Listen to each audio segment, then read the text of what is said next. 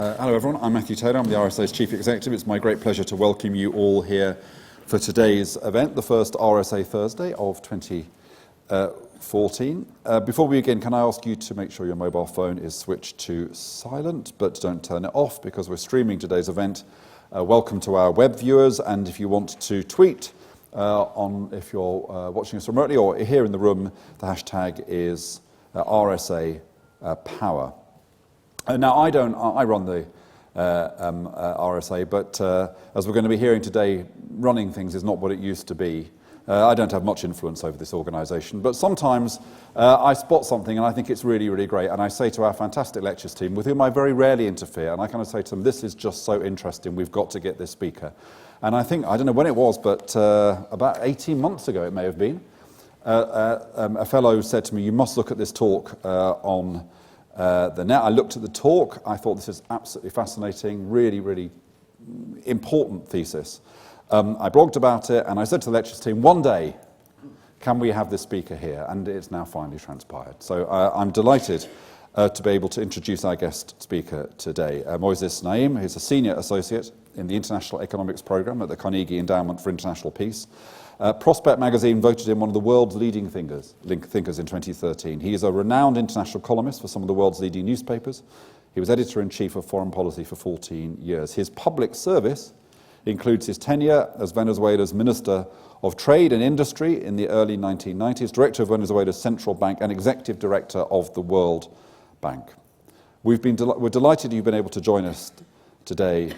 Moisés, please join me in welcoming him to talk about his book, his core thesis, The End of Power. Moisés.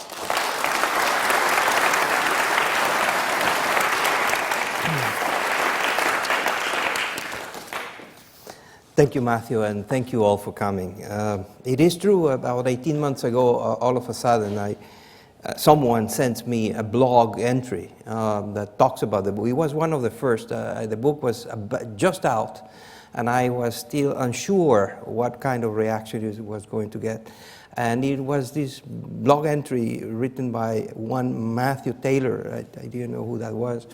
I had a terrible pun, remember, it was called Holy Moisés. I'm sorry about that. I don't remember that, actually.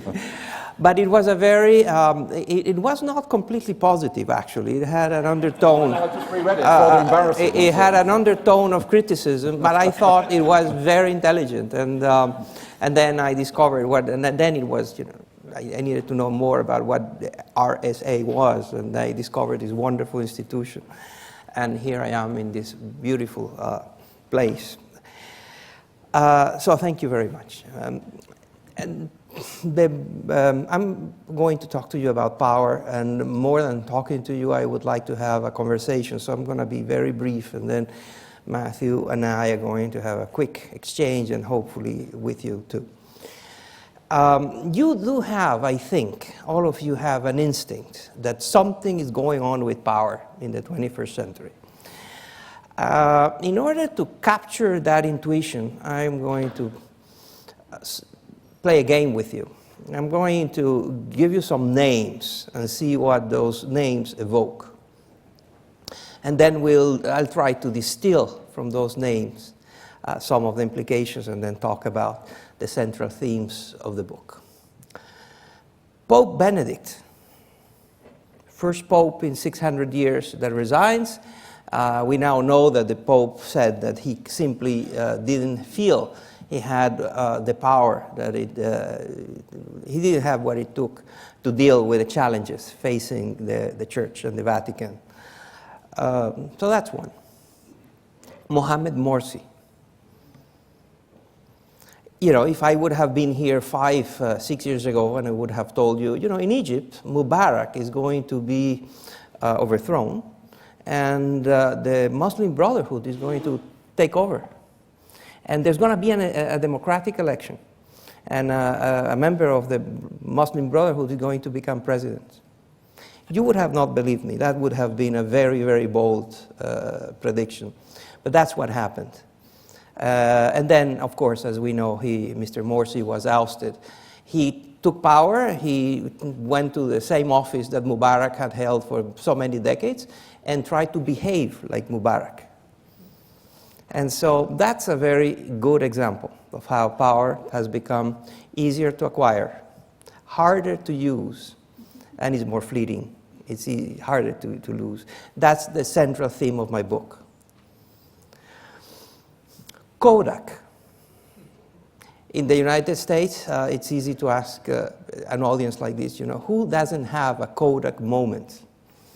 This very large company dominated photography and imaging and film and everything for almost a century. It was a big multinational. It was one of Fortune 500 companies, very large, dominant, almost a monopoly. Well, Kodak is no longer. Kodak is bankrupt. And in a very interesting coincidence, at the same time that Kodak was filing for Chapter 11 bankruptcy procedures, another company in the same business that was 3 years old, had 13 employees, and I joke the average age of the employees was 13. That's not true. But a very young company was sold for $1 billion. That company is called Instagram, and probably many of you have Instagram. So think about Kodak and Instagram. Syria. So here we have the president of the superpower telling the president of the government of an almost failed state and a very embattled small country in the Middle East, if you use chemical weapons, I'm going to bomb you.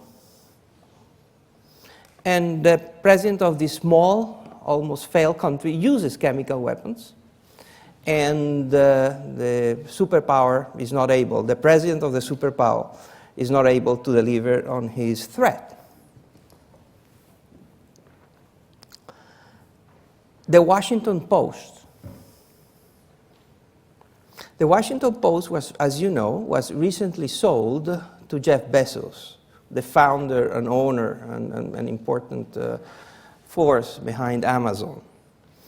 So this is, of course, one of the world's big brands in journalism, in newspapers, in media. And it was sold to the owner of an internet company. We can talk more about what's going on with that and what are the implications of that for power. The Taliban. So again, if after the Taliban was ousted by the coalition forces in Afghanistan in 2003, 2004, the Taliban just evaporated and disappeared. They were the government of Afghanistan, and they were just toppled quite quickly, and they disappeared. If I would have told you, in 10 more years, or a little bit more than 10 years, the Taliban is going to be a force, and is going to still control, come back, and still be alive and control important aspects. It would not have defeated the Pentagon and the coalition forces, but it would have denied this very mighty military force the ability to do whatever they want. Edward Snowden. Enough said. The Tea Party. Here we have a group of insurgents in politics in the United States that came almost out of nowhere, very surprising, and they managed to take over very, very important segments of the US Congress and the US political system. And they were able to impose their points of view, even though they were and they are a minority. To the point in which this small group of political insurgents were able to shut down the US government. And they were even threatening to stop the government of the United States of operating financially. There is the fiscal cliff, as you know, and all of the ability of the United States to fulfill its financial obligations. That would have, of course, created a global financial crisis. And this is a small group of insurgents. So these are the Taliban's and Kodak and the Tea Party do have many things in common. What I am using these examples, and please note that I have used examples from media and politics and war and religion and everything else. And this is the theme of the book, and is the central assertion, as I said, that there is something fundamental that is changing in the world concerning power. I'm not saying that power does not exist anymore. Of course, I would be very naive. It would be foolish to deny that the Pentagon or the Vatican or JP Morgan or Google or Mr. Putin or the President of China are not very powerful individuals, or President Obama. They are, of course, they are very significant centers of power in the world. My argument is different. My argument is that those who have power today are more constrained in what they can do with that power. That power is far more, as I said, difficult to use, that is more risky, and more fleeting. That turnover rates at the top of everything are higher than ever. When I say everything, I mean business, I mean government, I mean the media, sports, chess, art. And so who is at the top today has a much higher chance of not being at the top 5 years hence than ever before. We know, and you know, that power is shifting. Power is moving from west to east, north to south, from presidential palaces to public squares, from old, large companies to young startups, increasingly even from men to women. Not as much as we would like, but far more than what it used to be. We have more women in power today than before. We know that the shift is evident. I think it's easy to recognize. I think it's very factual, and it's there. What I argue is that power is not only shifting, power is also decaying. That people that have power can do with it less than what their predecessors in those positions were able to do. As I was writing this book, I was haunted by two thoughts every day as I started writing. One is that I was writing about power. That is a very intimidating thought, because as you know, power has been the subject of a great attention since time immemorial. So, you know, some mornings I would just stand there in front of my computer and I felt like an idiot. You know, what can I say about power that has not already been said much better and smarter and more profound ways that I could? The second haunting thought was that not only was I writing about power, but I was going to say something about it that ran counter to the global narrative. The global conversation about power is that power is concentrating, that oligarchies and plutocrats, and you have these very wealthy 1% and these superpowers and all that are concentrating money and resources and power, and are putting power at their service. So I had these two ideas that I knew that I needed to deal with.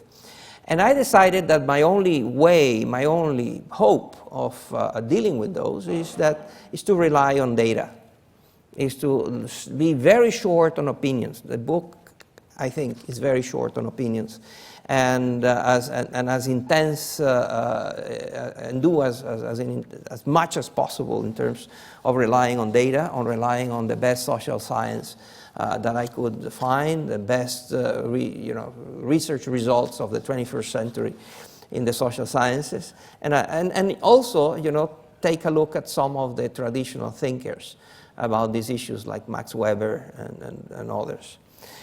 And that's what I did. And so I started collecting information. It took me 7 years. I thought it was going to be shorter, but it took me 7 years to write the book.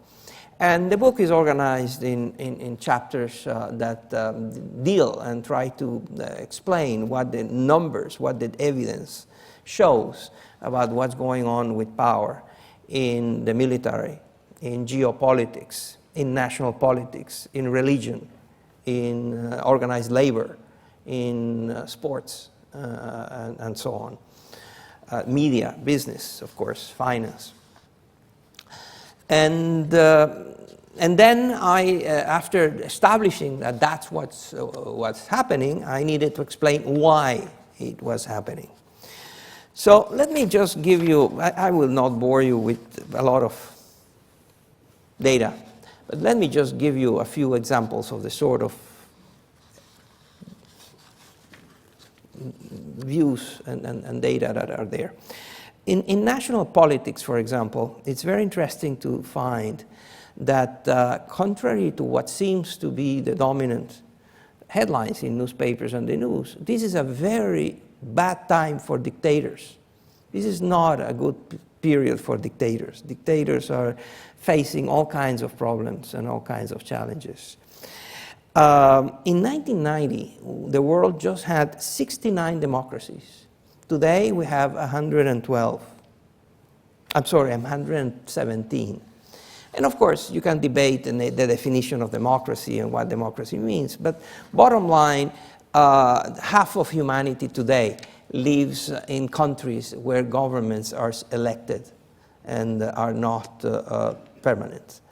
And that's a big number, and is a number unprecedented in human history.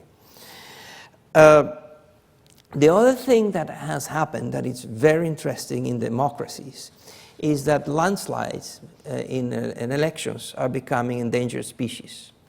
If you look at the numbers of the margin of victory that took place in elections around the world, where elections are free and fair and real, you will see that between 1970 to today, the margins have been shrinking to the point of almost disappearing. It is very rare, it is an exception these days, that a government is elected with a landslide, with a large margin of victories. Most governments win by a hair. That means that voters are not giving strong mandates, strong majorities to governments. Moreover, voters around the world like to have divided governments. They elect a candidate by a thin margin to the executive branch, but the legislative, the parliament, the Congress, is typically controlled by the opposition. That is true in 30 out of the 34 countries of the OECD. And if you go beyond that to other countries, to other regions, you will find that the norm today is that politics in the world, domestic politics in the world, are becoming Italian. By that I mean that everywhere you find very unwieldy coalitions, that to govern you need to create very, very complex, unstable, fragile, slow, unpredictable kinds of arrangements between very strange bedfellows, even between political groupings that hate each other or have very little in common. I think we don't have to look too far to get an example of what I'm talking about. But that's becoming the norm everywhere. Everywhere you are discovering what Prospect magazine in a recent issue called the ascent of rejectionist politics. The notion around the world where you find voters that are just fed up with the traditional politicians and the traditional political parties. And all of a sudden, they start voting for these newcomers coming out of nowhere and giving those people a chance, an opportunity. We are seeing it in India. We are seeing it in Portugal. We are seeing it in a lot of countries. Again, these are the Kodaks and the Taliban of the world. They may not win, They may not displace the established powers, but they become a force, a new force that can constrain and limits the range of options available to the traditional powers. That has created in democratic systems around the world what Professor Frank Fukuyama has labeled vitocracies, meaning that in democracies around the world we have these systems in which we have a proliferation of actors, either groups or even individuals, without the power to impose an agenda or a view or a program, but with the power to veto the initiatives of others. Therefore, you create vitocracies, systems in which you have a variety, a profusion of entities capable of curbing, limiting, vetoing the initiatives of the majorities. And that then creates all kinds of limits on the executive, as you can imagine. But it's not only that. Its executives are also now confronted increasingly with the ascent of the power of local governments, domestic, local, regional powers.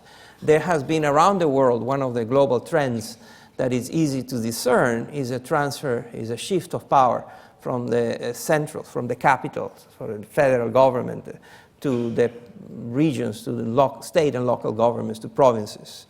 You can see the cities becoming the center of action. You can see mayors being the popular politicians in countries. Around the world, the chief executive, the president, the head of state, tends to be far less popular than the mayors of the large cities, though in the cities that where they do a good job. So you have this devolution of power that also limits the executive, but also you have increasingly independent central banks. You have more activist judges and activist magistrates around the world. Very often we see judges making decisions and intervening in aspects that used to be decided by politics. And then you have the long list of non-state actors. You have the international financial system. You have multilateral organizations. You have NGOs. You have the media. You have all kinds of things that make the best image for a head of state this day is like Gulliver, tied down by thousands of little strings by Lilliputians that limit what this giant can do, this hobbled giant. And that is, I suggest, a global trend with huge consequences. Another good example is the military. Well, you have heard a lot about that. You have heard a lot about asymmetric war. Just to give you a sense of proportion, it is estimated that Al-Qaeda spent $500,000 to stage the September 11 attacks. The reaction by the United States to those attacks is estimated at $3.3 trillion. To put it in proportion, for every dollar that Al-Qaeda spent, the United States spent $7 million. $1, $7 million. If you want to think about, if I ask you, what are the most transformational, disruptive technologies of the 21st century in the military realm? One is drones, and the other is IEDs, improvised explosive devices. What do they have in common? They are no longer under the control of the military. It used to be that the most powerful, the most transformational, the most important military technologies used to be under the control of the state. And they were militarized, they were under control, they were not accessible to you. Now, IEDs and drones are accessible to you. And that then has all kinds of implications and consequences. Just to give you a sense, landmines in the Second World War accounted for 5% of the casualties of the US military. In Afghanistan, it was 75%. And again, what do they have? What are these? These are very basic, do-it-yourself, manufactured at home kinds of weapons. There's a very interesting study by a Harvard professor called Ivan Arregin-Toft. He decided to study asymmetric wars. And he measured battles. He looked at battles and he measured the two sides that were fighting the battle. And he wanted to identify in each battle who was the weak side and who was the strong side, who had more weapons, more technology, more troops. And he then had a methodology to do that, and he looked at battles between 1800 and 1949. In that period, the weak side won 12% of the time. Then he continued the study and looked at what happened between 1950 and 1998. He discovered that 55% of the time, the weak side won. So in contemporary warfare, it is more probable that the weak side wins than the strong side. I have a bunch of examples in the book about what's going on in business. That is one of the most counterintuitive areas because, again, we have been hearing a lot about concentration of power, oligarchies, plutocrats, lack of competition and all that. But while there is no doubt that the income inequality has increased, especially in some European countries and the United States, it is also true that hyper-competition and turnover rates among companies and CEOs is higher than ever. Booz & Company is a consulting company that has been tracking CEO turnover for years. They look at the changes in CEOs in the 2,500 largest companies in the world. Well, every year the number it keeps increasing, and it's larger than ever. Even in Japan. Japan, as you know, had a long tradition of lifetime employment, and if you got to the top in Japan, you pretty much were sure to stay at the top. Well, that's no longer the case. And it's no longer the case for companies either. Another very interesting study by two NYU professors studied the probability that a company that was in the top 20% of its business would be there 5 years hence. In the 80s, that was something like 90%. So if you had a company and you were at the top of your league, you felt quite secure in where you were standing. You felt that the future was going to still be like that. Well, that's no longer the case. The number has plummeted. Now, being at the top of your league does not guarantee that you're going to be at the top of the league 5 years later. Religion, it's very interesting what's happening in the global competition for souls and the market share for souls. Latin America, for example, is home to 1.2 billion Catholics. 500,000 of them leave the church every year. That is a trend that may be reversed with the appearance and the energy and the enthusiasm created by Pope Francis. But the fact is that around the world, in Latin America, in Africa, in Asia, the Catholic Church is losing market share. And who they are losing it to? Well, to churches that are not unlike Instagram. Very often they are evangelical, very often they are leaders, they are religious leaders that just get a warehouse in some slum in a very poor place and create a church. A church that speaks and is closer and it's more attractive and more alluring to the people in that neighborhood, in that community than others. And that is happening worldwide. And they do not belong to any structure. They don't belong to any hierarchy. They are, again, do-it-yourself religion kind of things. Same is happening with labor and, as I said, with many other areas. Why? Why is this happening? What's going on? In order to have power, you have to have some unique asset that is hard to replicate by your challengers, by your rivals, by the people over whom you exercise power. That asset or collection of assets can be in the case of politicians or religious politicians, it can be charisma or money. In the case of religion, can be long traditions and a whole structure. If it's business, it's technology or a brand name or capital. If it's the military, weapons and all of that. So there is a long list of factors that shield the powerful from the challenges of the rivals and others. Those shields are becoming less protective. The shields are losing their effectiveness and are allowing others to challenge those that have power. And that's why power is becoming weaker. And there is a long list of reasons why that's happening. The first instinct is that it's all about the internet. And the answer is that the internet is just a tool, and the tools need users, and users have motivation and direction. And so rather than looking at the technology, let's look at the motivations and the directions of the users. And I speak, and so I group the factors that undermine the shields, the barriers that protect the powerful. I group them in three categories that I call revolutions.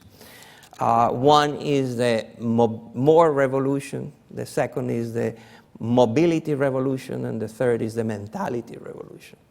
More captures the fact that there is we live in a world of profusion. There is more of everything. There's more people, more countries, more NGOs, political parties, universities, militaries.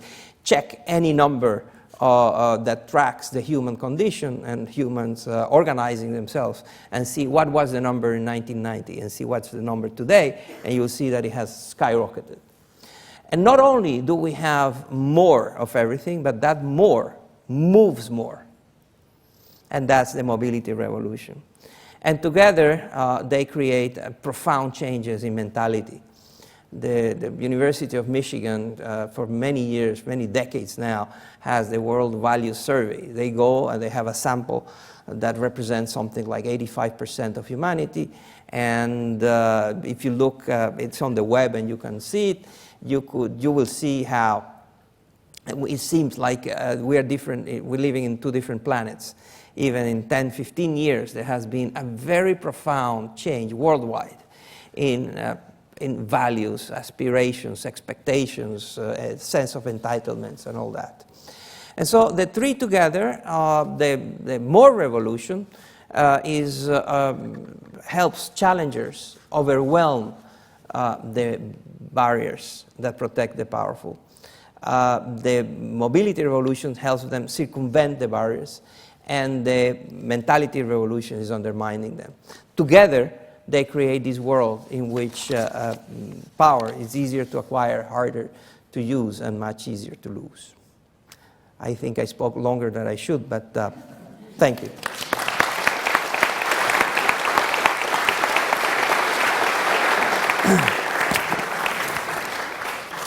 Moisés, that was great. I'm just going to ask two or three questions, which I'm going to ask you to respond to reasonably briefly so that we can open up, because I feel that there's lots of questions that people would like to ask you from the floor. So the first is just about the nature of power. So is power like gold or is power like love? I mean, if we had a certain amount of gold in this room, we could decide who was going to have it, but there wouldn't be any more gold as a consequence of us moving around the room. But if we all spent time here and we got to know each other and all that kind of stuff, there'd be loads of love. So is power like gold or love? I mean, I love most of you already, I should say, but... This is a very fundamental question, and that is, the point is when power moves from A to B, the amount of power continues is gold, right? The amount of power is constant. And what I argue is that what B gets is less valuable than what A had. By that I mean that A could do more with the power it had than B. And so there is a depletion of power. So it's not love and growing and positive. We have to come up with a different example, because it's not gold and it's not love. It's something that was shifted. That is what's happening is that total amount of power may be constant, but is divided into far more, take, for example, any newspaper. and take the managing editor of a newspaper. That was a very powerful person 20 years ago. Today, the managing editor of one of the leading newspapers has to compete with bloggers and with a lot of other, is far more fragmented. So the total amount of power may be the same, but it's exercised and distributed in ways that have depleted it in a bit. So that takes me to my second question, which I will try to keep brief, but goes to the heart of my interest in this, in your thesis, because an argument which I have elaborated in various places, it was part of my annual lecture a couple of years ago, is that essentially in societies there are three types of power. There is a type of power that I think you're talking about primarily, which is hierarchical power, which is to do with authority and strategy and rules and regulations and all that stuff. There's a second form of power which I would call solidaristic power, which is power based upon shared values, the things that people do because they're part of a tribe and they're committed to doing stuff together. That can be a very positive force. It can also be a very negative force, drives nationalism and racism, for example. And then thirdly, individualistic power, which is the power that is driven by human aspiration and invention and creativity and markets and all that kind of stuff.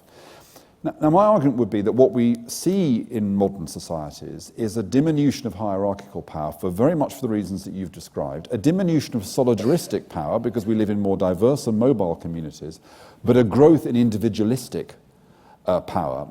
And so the question is this, for some people that's great. That's a good thing. Individualistic power is a more positive thing than hierarchical power because it's about human autonomy and creativity. But for other people, and I think I would subscribe to that school, actually the most powerful societies are ones that have a balance. They have a balance of hierarchical, solidaristic and individual. It's the way in which you combine those forces, even though they're actually always fighting each other. They're always kind of rather competing as ways of achieving change. So isn't your thesis, sorry it's such a long question, isn't your thesis fundamentally about the decline of hierarchical power rather than the decline of power per se? That's a great complicated question. I don't know how to answer that because I like the way you phrase it. Let me just react quickly by saying that I don't know that that's universal. I think the increase of what you call individualistic power is not evenly distributed around the world. There are some places. I guess if you go to Wall Street, you're going to find that more than if you go to other places where there is more collective, solidarity and the kind that your second kind of category. I see around the world more opportunities for, and people are taking advantage of the opportunities to act together.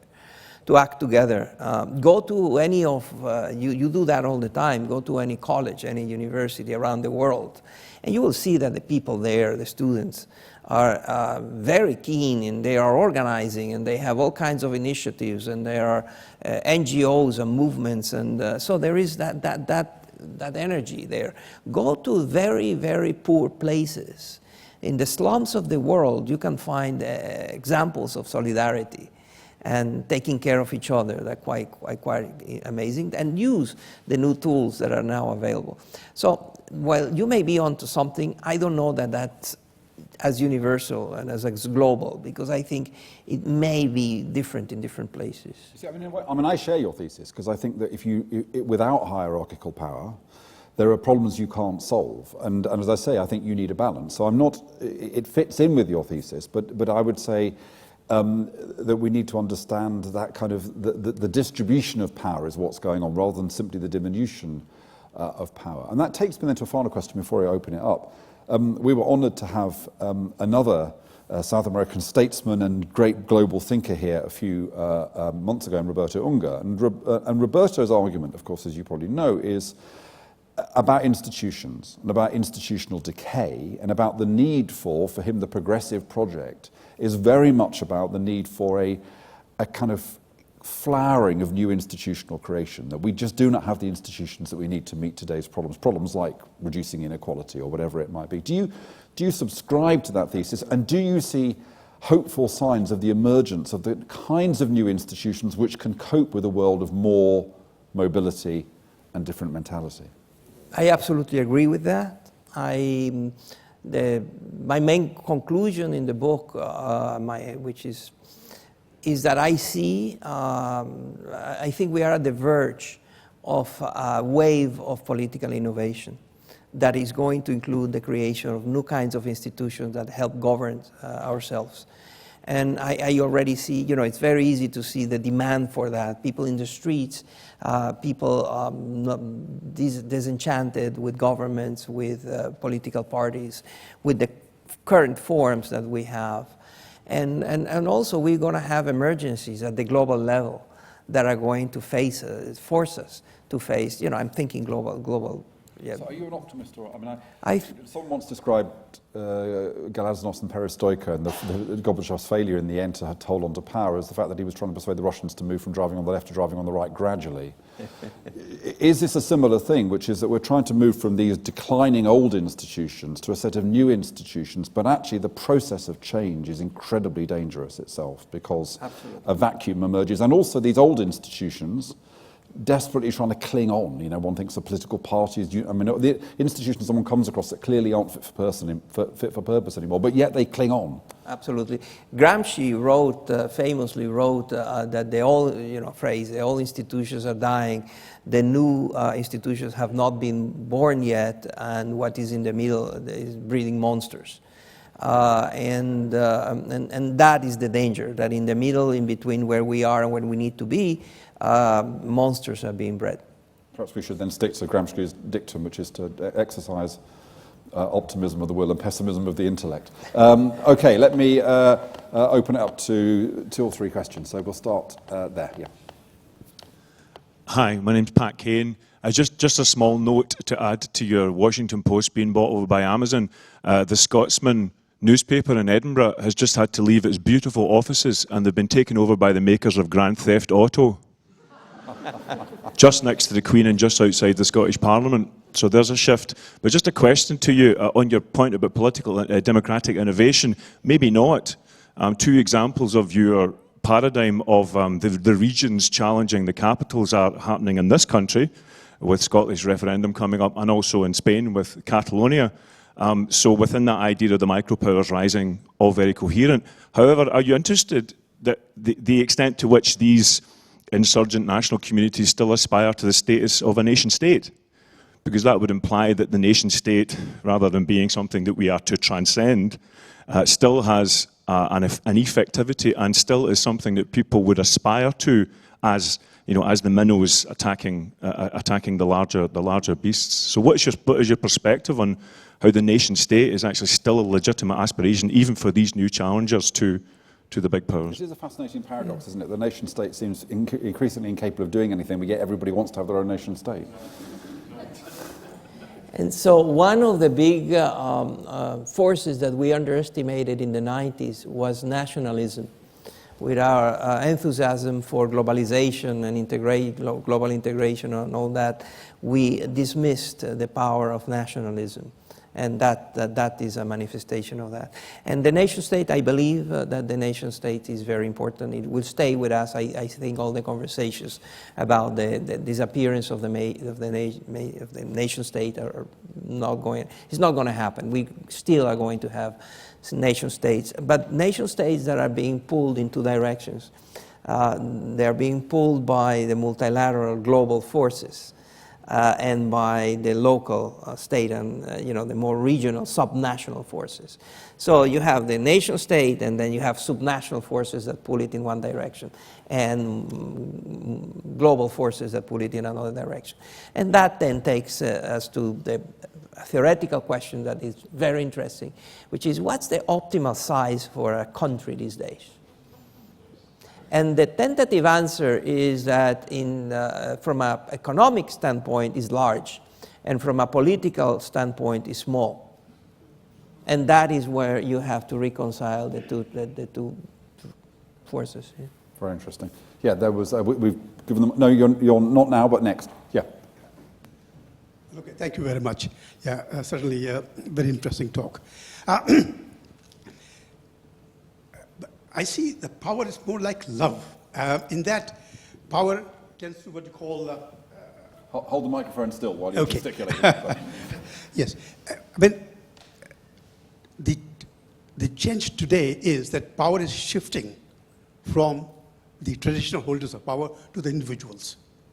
And in that, individuals getting empowered, and I think sum total of power has increased in that way. I think it's, in that sense, it is like love.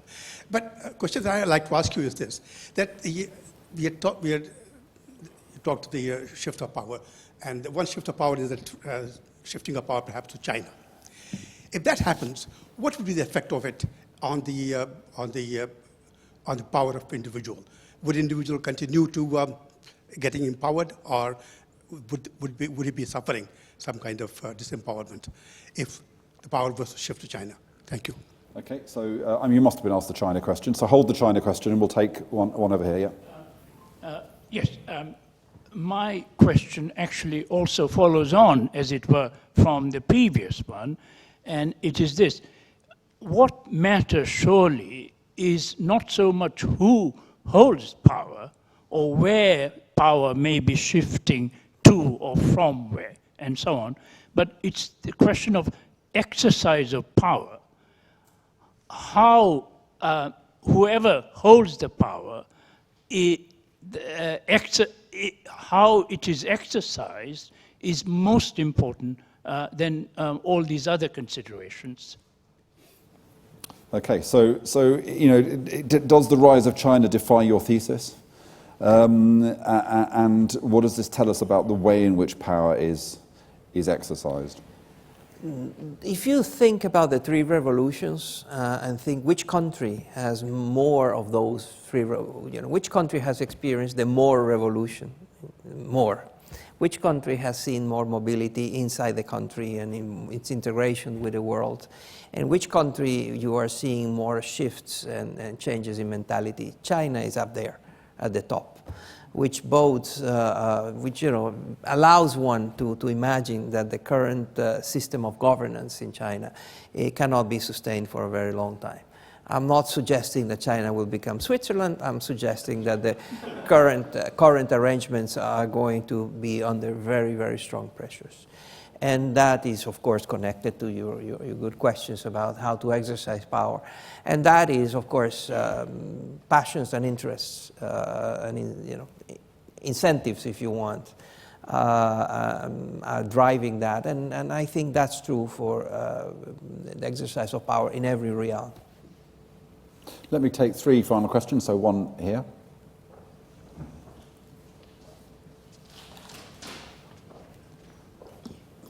Thank you for a very interesting talk. I was particularly interested when you talked about minority groups, and you mentioned that that it was a shift from men to women, because I think that the media plays a big part, and that frequently these things aren't reported. I'm thinking of Michelle Bachelet coming to power in the middle of December, which was very little reported. And in fact, she's been elected for the second time.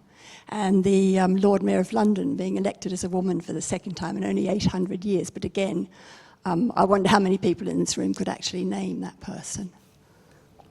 So do you think, so well, let's hold on to that. I mean, I'm kind of interested to take from that the question of, are women better able than men to cope with the fact that being in power is a more complex and difficult task, and it's not just about pulling levers and getting what you want? I know it's not what you said, but I'm not going to ask Moisés to name the Lord Mayor of London, because it's ridiculous. Okay, the back of the room. My name is Brunella Longo. I was wondering, is there anything in your book regarding the increased function of independent authorities? I mean, bodies that are taking over some governance processes. Like what? Like, give me an example. Well, I don't know, the ECO for data protection, or Ofcom, or whatever, ombudsman function. We have seen the increasing roles of these independent powers. Like independent Bank of England, these bodies kind of taken out of politics in order to try to wrestle some legitimacy back. And then finally, if we do this quickly, we can take one more round. Yep. Hello, the name is Jessie Harrington, and I wanted to ask, how will the availability of resources affect the exercise of power? Very good. Okay. Great question. I would forget if So the first question, No, no. I I reinterpreted it. remember that questions, but let's not take one because I want to deal with it three.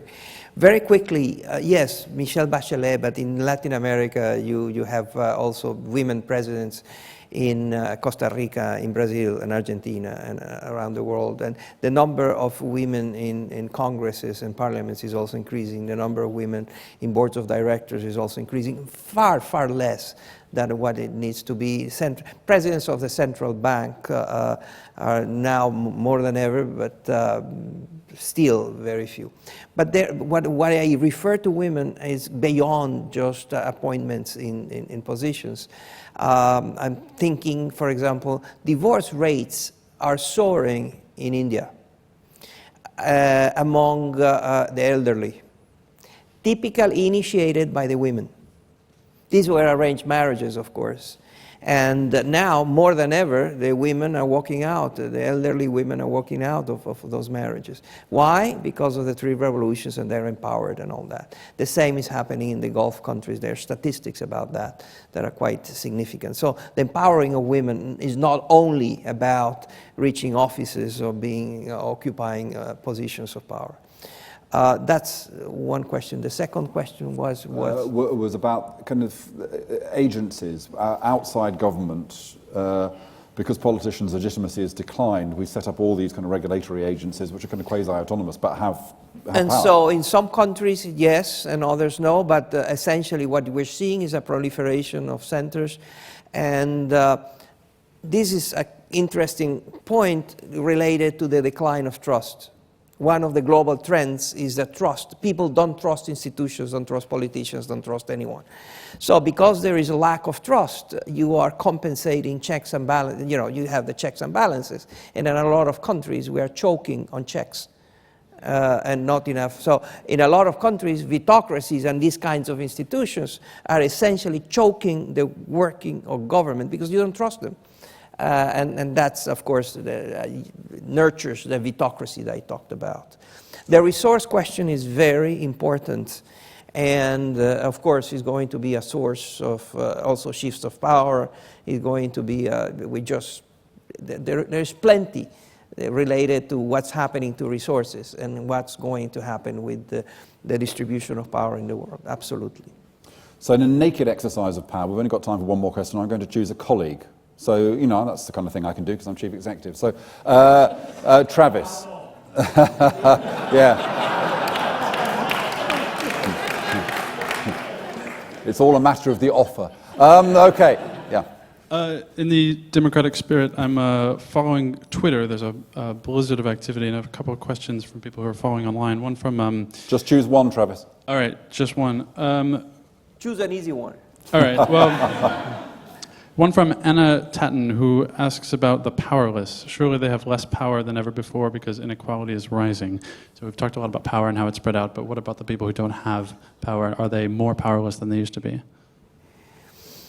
Ask that to the millions in China and India and in developing countries that have joined the middle class in the last decade. The last decade have seen the largest increase in the middle class in human history. These people don't have less power, they have more options, they have more possibilities, they have more voice. A lot of the protests you see around the city, people around the world, people taking to the streets, from Turkey to Brazil to everywhere, Occupy Wall Street. These are the people that are more empowered than ever. And urbanization, of course, urbanization is part of that as well, because right, poverty in rural areas is quiet poverty in a sense. Right. But poverty in urban areas is noisy poverty. In 2007, for the first time in human history, more people lived in cities than in the rural setting. Brilliant. Okay, well, thank you all very much for the best bit of heckling we've ever had at the RSA. Thank you for that. So it made me feel insecure, but it was clever. If you're sitting there and you've got other questions, there's a very simple answer to this, which is to buy the book, which is available outside, which, if you are doubting this thesis, when you've finished it, you will no longer doubt it, and you also have a lot of very interesting facts and stuff to talk to your colleagues about, and Moisés will say and sign that book for you. It's a very readable book as well, so I encourage you to get hold of it. It just remains for me to ask you to join me in thanking Moisés Naím.